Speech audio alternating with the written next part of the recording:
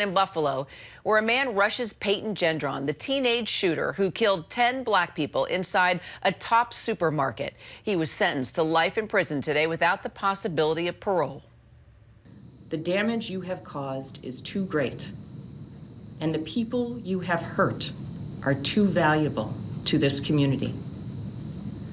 You will never see the light of day as a free man ever again. It is the judgment of this court for your conviction under the first count of the indictment, a domestic act of terrorism motivated by hate in the first degree, an A1 felony, that you be sentenced to life imprisonment without parole. The sentences on counts 2 through 11 must run concurrently with the sentence imposed on the first count. Gendron already pleaded guilty to charges including domestic terror motivated by hate. And we mentioned that other big moment, a man becoming so enraged while listening to an emotional impact statement from a victim's family member. You gonna come to our city and decide you don't like black people. Man, you don't know a damn thing about black people. We're human. We like our kids to go to good schools. We love our kids. We never go in no neighborhoods and take people out. Don't do it.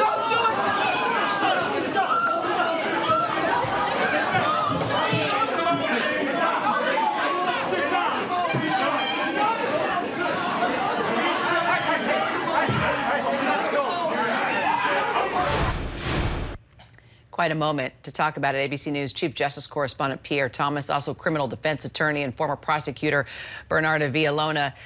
Pierre, you know, Gendron spoke today also. Our Aaron Katursky actually had a chance to speak to the DA also. Let's just play a little bit of what he had to say. He expressed remorse and he apologized during his statement before the imposition of sentence. Do you take him at his word? I take him literally as his word, that those words literally came out of his mouth. There's a difference between what comes out of your mouth and what's in your heart. And so while I concede that he did say those words came out of his mouth, I firmly do not believe that that was from his heart. Pierre, what do you make of that? Well, the prosecutor is expressing a certain amount of skepticism, and perhaps there's value in him stating remorse, but there, as I said, there's an equal amount of skepticism. And I'll give you an example of why there's skepticism. The Attorney General of the United States, Merrick Garland, took the time to go to Buffalo. And during his visit, he told a very specific line about what happened during the shooting spree.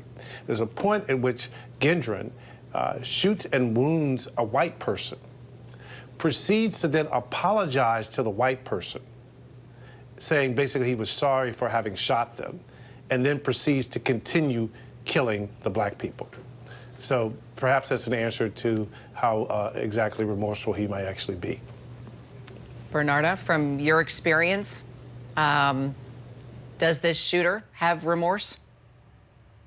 Not at all. His only remorse is that he's facing now life without the possibility of parole. His only remorse is him having been caught. His only remorse is that he doesn't get to be in the streets anymore to voice his message or to have this happen again at his hands. This was a selfish statement on his behalf, and you know why? Because he also has an open federal prosecution. And you know why? Because the federal government, the Department of Justice, has not made a decision whether they're going to seek the death penalty in that federal prosecution. So his statement was self-serving, in my opinion.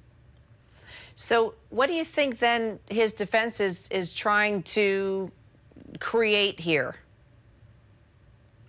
Well, what the defense is trying to create here is they're trying to appeal to the Department of Justice. They're trying to appeal to Merrick Garland to not seek the death penalty because the defense has already said that they are willing to plead guilty to the federal charges if they take the death penalty off the table. Because we already know there's no way around the charges. He will be found guilty. And you know what else made the case even stronger? His statement today, where he acknowledged that the reason that he killed those 10 African American people, innocent civilian, were because of their race, because they were Black. And that came out of his own words. And at the time of trial, those statement is going to be used at trial to prove his guilt. So automatically, that right there is proof, and strong proof, that they can actually get the death penalty if they were to present it to a jury. So, Pierre, you know, as we're covering just these dozens and dozens of mass shootings, the U.S. Secret Service is now out with this new study revealing some pretty key insights into why these tragedies keep happening. What can you tell us? I think one of the primary findings of their analysis of a set number of cases from 2016 to 2020 is that in many of the cases, the shooters exhibited a certain level of aggression and unstable behavior beforehand. Also, in a third of the cases, they found that the shooters should not have been able to possess a weapon. Namely, they had been convicted of a felony, they had been convicted of domestic violence, or they had been adjudicated mentally ill. So I think one of the dominant things that we see in many of these cases over and over again is the presence of missed signals. Pierre, Bernarda, thank you both so much. Hi, everyone. George Stephanopoulos here. Thanks for checking out the ABC News YouTube channel. If you'd like to get more videos, show highlights, and watch live event coverage, click on the right over here to subscribe to our channel. And don't forget to download the ABC News app for breaking news alerts. Thanks for watching.